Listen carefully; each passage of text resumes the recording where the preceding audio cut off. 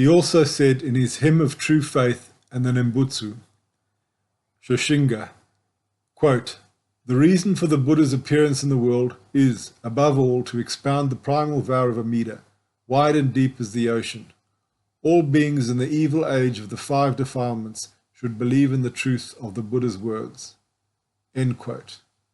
So, for us, disciples of Shakyamuni and Shinran, this sutra is supreme, and all the teachings and events related in it are to be accepted as true. As Shakyamuni himself encouraged us, we have to accept this sutra in faith.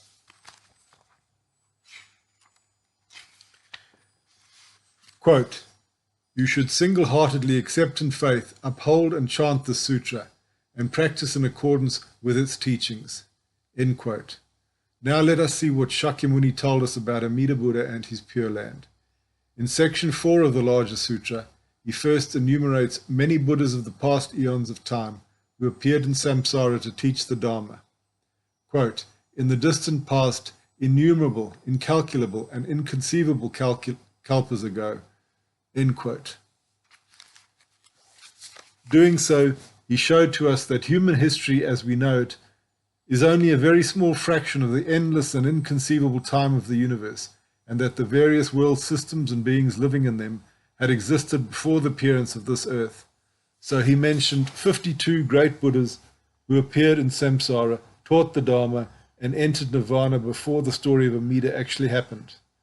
After these 52 Buddhas, another great Buddha named Lokeshvajaraja appeared, still in a distant and impossible to explain time and place.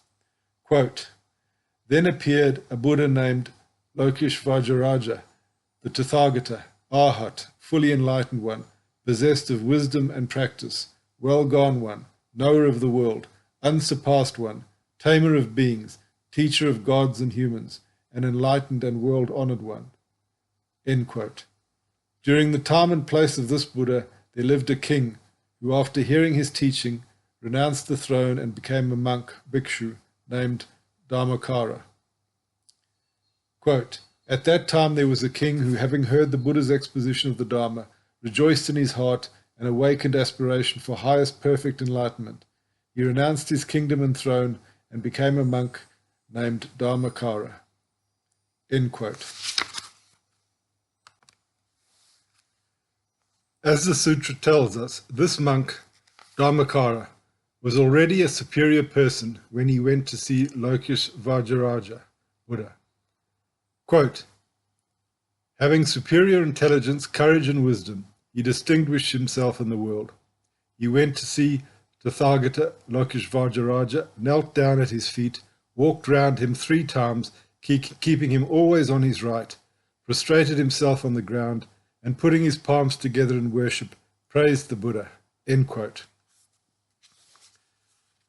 Then he informed him about the spiritual decision he took to become a Buddha himself for the sake of all sentient beings.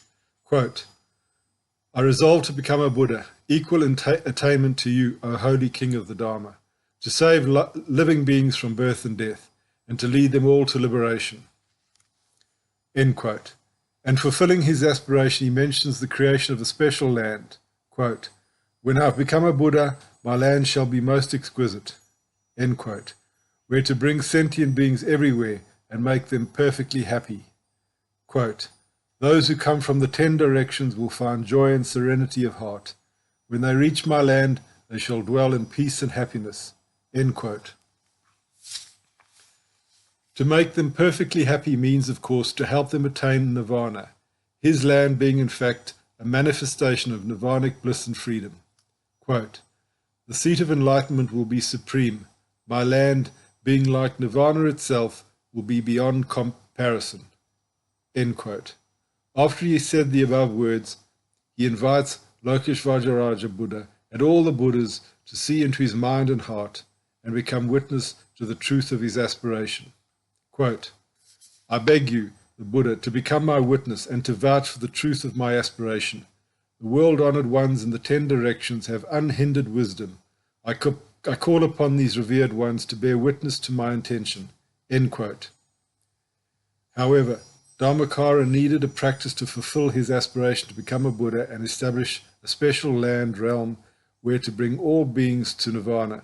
So he also asked Lokeshvajaraja Buddha for guidance. Quote, I beseech you to explain the Dharma fully to me so that I can perform practices for the establishment of a pure Buddha land adorned with innumerable excellent qualities. So please teach me how to attain enlightenment quickly and to remove the roots of the afflictions of birth and death of all. End quote. More exactly, he asked Lokeshvajaraja to show him all the Buddha lands of the 10 directions so that he can better know what to do and how to practice to create his own Buddha land. Quote, I sincerely beseech you, world-honored one, to explain in detail the practices by which Buddha Tathagatas established their pure lands. After I hear that, I wish to practice as instructed and so fulfill my aspirations. End quote. As Shakyamuni Buddha told us in the larger sutra, Lokeshvajaraja Buddha recognized Bhikshu Dharmakara's noble and high aspirations and explained in detail the greater and lesser aspects of 210 kotis of Buddha lands, together with the good and evil natures of heavenly and human beings living there. He revealed them all to the Bhikshu just as he had requested. End quote.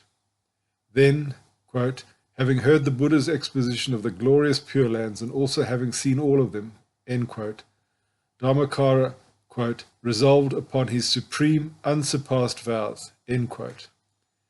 At this point, the sutra tells us again, for the second time, that Dharmakara was not an ordinary practitioner.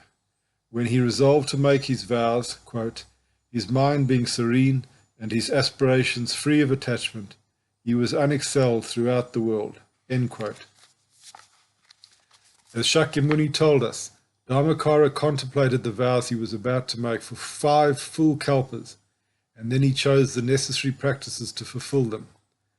Quote, for 5 full kalpas he contemplated the vows and then chose the pure practices for the establishment of his Buddha land. End quote.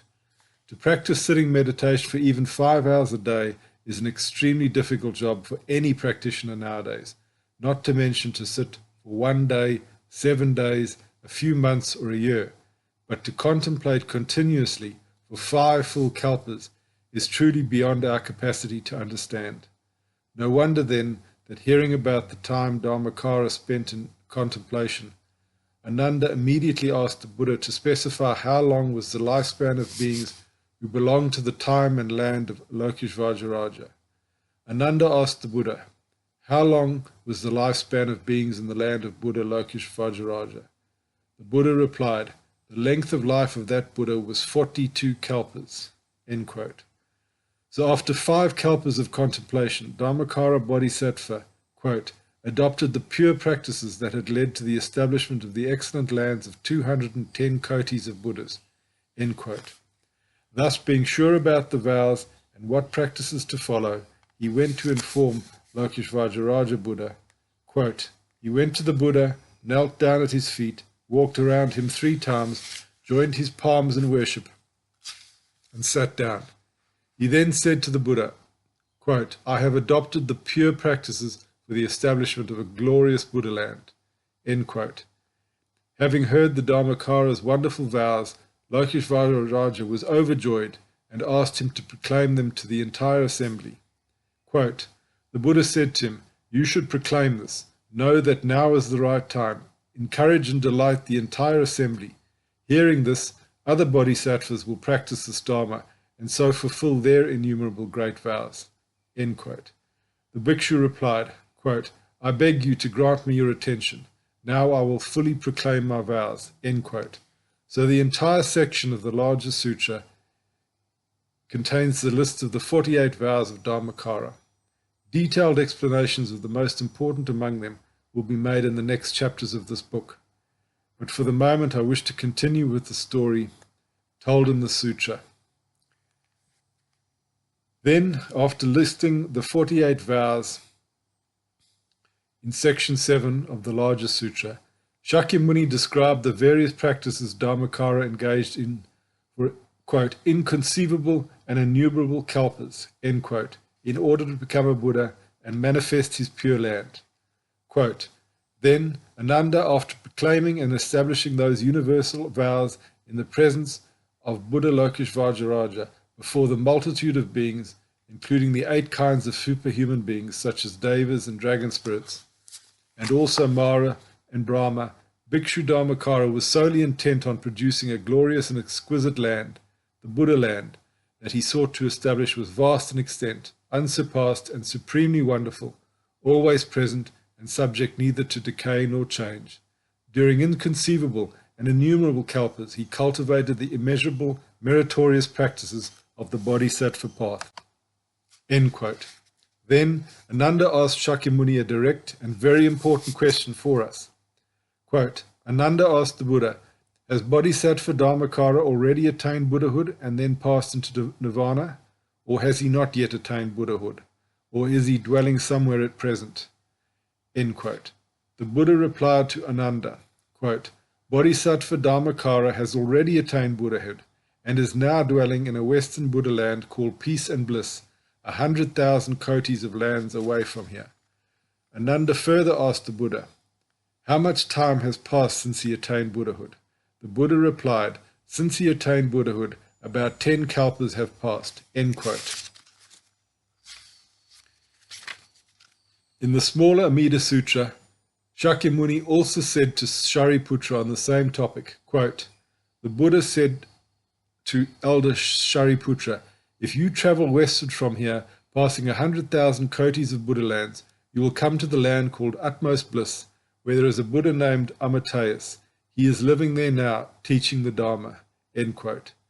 As Shakyamuni confirms, Dharmakara already attained Buddhahood, and from then on in the larger sutra or the smaller sutra and contemplation sutra, he no longer calls him by name, but Amitayus, which means infinite life, or Amitabha, infinite light.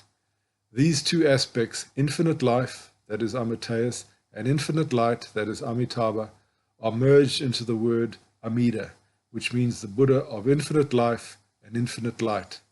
His infinite life is the effect of the 13th vow which he made when he was Dharmakara Bodhisattva, while the infinite light is the effect of the 12th vow. So we cannot separate Amitayus, infinite life, from Amitabha, infinite life, because these are the two aspects of the same Buddha. In the section 4 from the smaller Amida Sutra, Shakyamuni explained this to Shariputra. Quote, for what reason, Shariputra, do you think that Buddha is called Amitabha? Shariputra, the Buddha's light shines boundlessly and without hindrance over all the worlds of the 10 directions. It is for this reason that he is called Amitabha. Again, Shariputra, the lives of the Buddha and the people of his land last for innumerable, unlimited, and incalculable kalpas. It is for this reason that the Buddha is called Amitayus. End quote. Shakyamuni tells us another important aspect about Dharmakara who became Amida Buddha. He is, quote, now dwelling in a Western Buddha land called Peace and Bliss, end quote, which is to be found not here, but, quote, 100,000 kotis of lands away from here, end quote. This is extremely important, as it shows that there is a clear distinction between this world with its unenlightened beings and the Pure Land. Shakyamuni did not explain Amida and his Pure Land in ultimate terms, and did not say that they are to be found in one's heart, mind, or here and now, as some nowadays deluded scholars are trying to convince us. On the contrary, Dharmakara, who became Amida Buddha, is dwelling in his Pure Land outside of this samsaric realm. Next, the fact that Amida is now dwelling in his Pure Land also shows that he is active now in bringing all beings to his realm.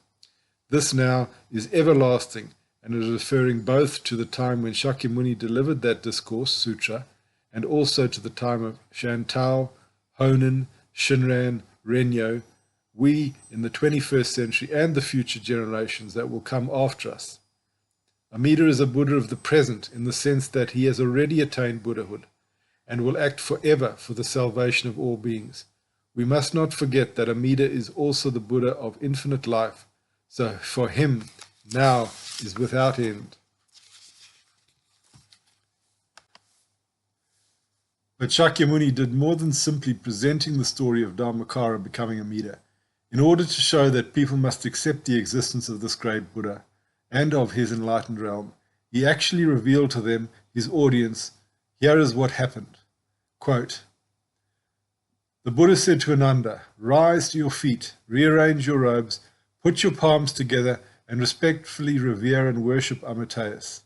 Ananda stood up, rearranged his robes, assumed the correct posture, faced westward, and demonstrating his sincere reverence, joined his palms together, prostrated himself on the ground, and worshipped Amitayus. Then he said to Shakyamuni Buddha, world-honored one, I wish to see that Buddha, his land of peace and bliss, and its hosts of bodhisattvas and shravakas. End quote. As soon as he had said this, Amitayus emitted a great light, which illuminated all the Buddha lands, the encircling adamantine mountains, Mount Sumeru, together with large and small mountains, and everything else shone with the same golden color. That light was like the flood at the end of the period of cosmic change that fills the whole world, when myriads of things are submerged, and as far as the eye can see, there is nothing but the vast expanse of water. Even so was the flood of light emanating from Amitayus. All the lights of Shravakas and Bodhisattvas were outshone and surpassed, and only the Buddha's light remained shining bright and glorious. At that time, Ananda saw the splendor and majesty of Amitayus, resembling Mount Sumeru, which rises above the whole world. There was no place that was not illuminated by the light emanating from his body of glory. Sambhogakaya, or Dharmakaya, as compassionate means, Amida's transcendent body. The four groups of followers of the Buddha in the assembly saw all this at the same time. Likewise, those of the Pure Land saw everything in this world. Then the Buddha said to Ananda and Bodhisattva Maitreya, quote, have you seen that land filled with excellent and glorious manifestations, all spontaneously produced from the ground to the heaven of the pure abode? Ananda replied, yes, I have. The Buddha asked, have you also heard the great voice of Amitayus expound the Dharma to all the worlds, guiding sentient beings to the way of the Buddha? Ananda replied, yes, I have. End quote. The passage is clear and cannot be misinterpreted. Ananda asked Shakyamuni to see Amida and his Pure Land. Quote, I wish to see that Buddha, his land of peace and bliss. End quote. And then he actually saw him. Ananda, quote, Ananda saw the splendor and majesty of Amitayus. End quote. In fact, not only him, but all those gathered there on Vulture Peak to listen to the larger sutra saw Amida and the Pure Land. Quote, the four groups of followers of the Buddha in the assembly saw all this at the same time. End quote.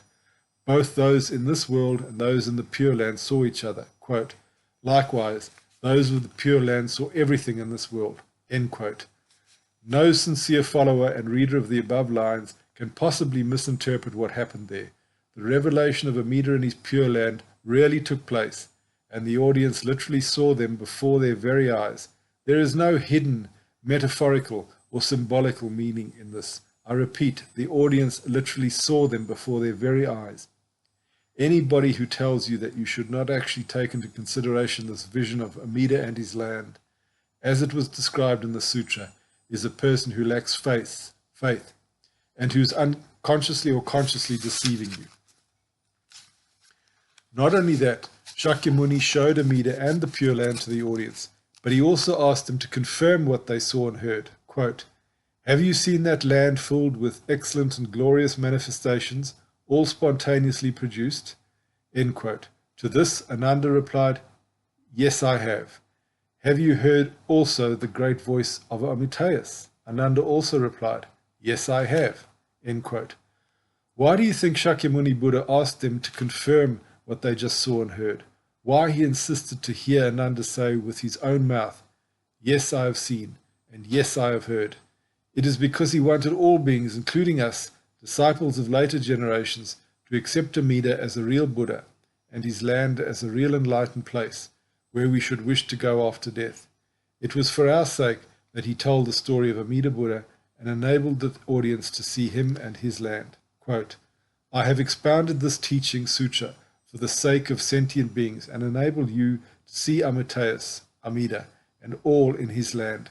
Strive to do what you should. After I've passed into nirvana, do not allow doubt to arise. End quote. According to the Contemplation Sutra, Amida and his Pure Land were also shown to Queen Vaidehi, wife of King Bimbisara from Magadha. Ananda and Mahaligyana, two of his main disciples, were themselves present as witnesses of this revelation. Here are the words of this sacred text. Quote, I, Vaidehi, beseech you, world-honored one, to reveal to me a land of no sorrow and no affliction where I can be reborn. I do not wish to live in this defiled and evil world of Jambudvipa, where there are hells, realms of hungry ghosts, animals, and many vile beings. I wish that in the future I shall not hear evil words or see wicked people. World-honored one, I now kneel down to repent and beg you to take pity on me. End quote. Then the world-honored one sent forth from between his eyebrows a flood of light that was the color of gold and illuminated the innumerable worlds in the 10 directions. Returning to the Buddha, the light settled on his head and transformed itself into a golden platform resembling Mount Sumeru. On the platform appeared the pure and resplendent lands of all the Buddhas in the 10 directions. Innumerable Buddhas' lands like these, glorious and beautiful, were displayed to her. Vaidehi then said to the Buddha, quote, O world-honored one, these Buddha lands are pure and free from defilement, and all of them are resplendent, but I wish to be born in the land of utmost bliss of Amitayus. End quote. Quote, Vaidehi said to the Buddha, world-honored one, through the Buddha's power, even I have now been able to see that land. End quote. Quote, the Buddha said to Ananda and Vaidehi, listen carefully, and ponder deeply. I will expound for you the method of removing suffering. Bear my words in mind and explain them to the multitude of beings. End quote. When these words were spoken, Amitayus appeared in the air above, attended on his left and right by the two Mahatsattva's, Avalokiteshvara and Mahasatva Prapta. So brilliant was their radiance that it was impossible to see them in detail. They could not be compared even with 100,000 nuggets of gold from the Jambu River. After she had this vision of Amitayus, Vaidehi knelt down in worship at Shakyamuni's feet and said to him, world-honored one, through your power I've been able to see Amitayus and the two bodhisattvas. End quote. After the Contemplation Sutra was delivered to Queen Vaidehi, Shakyamuni Buddha returned with his companions to the Vulture Peak. There, Ananda told the audience all that had happened, including the vision with Amida Buddha and his Pure Land. Quote, then the world-honored one returned to Vulture Peak through the air. There Ananda fully explained to the assembly what had happened. Innumerable humans, devas, nagas, yakshas, and all other beings greatly rejoiced to hear the Buddha's teaching. End quote. As disciples who read and hear this teaching, long after Shakyamuni passed into nirvana, we must be on guard against those false teachers and deluded scholars who are incapable of accepting the story of Dharmakara becoming Amida, as it was told by Shakyamuni, and the testimony of Ananda, Mahamagliani, Queen Vaidehi, and the entire audience from the Vulture Peak, who literally saw Amida Buddha and his Pure Land.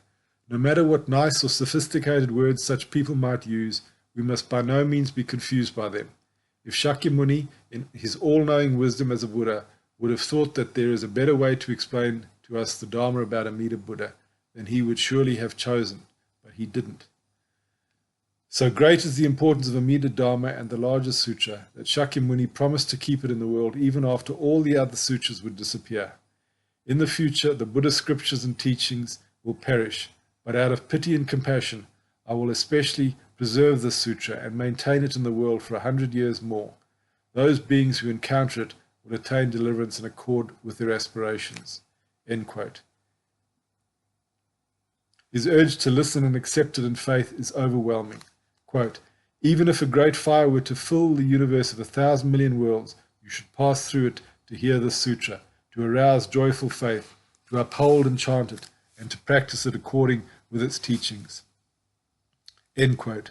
How can one dare say that this sutra does not contain the true story of Amida Buddha when Shakyamuni himself said that even if the universe is on fire, we should by all means accept it in faith? When all the masters of our lineage accepted it, how can we say otherwise? However, Shakyamuni foresaw the inner and outer difficulties of accepting the sutra. Quote, most difficult of all difficulties is to hear the sutra, have faith in it with joy, and hold fast to it. Nothing is more difficult than this. End quote. It is extremely important to understand that Amida Dharma is what Shakyamuni expounded and taught. This is why he said at the end of the largest sutra, quote, thus have I formed my Dharma, thus have I expounded my Dharma, thus have I taught my Dharma. End quote. It means, dear disciples, do not let yourself be drawn into confusion. This is the Dharma you should accept in the exact way I myself formed it and expounded it. This is also evident from the next sentence, quote, you must receive it and practice it by the method prescribed. End quote. Attention, dear readers. Shakyamuni said we must receive it and practice it in the way it was taught, not to change it like we are some kind of owners of the Dharma or enlightened beings ourselves. So please do not approach the Amida Dharma with a possessive mind, but with the humbleness of receiving the most precious medicine. Namo Amida Buddha.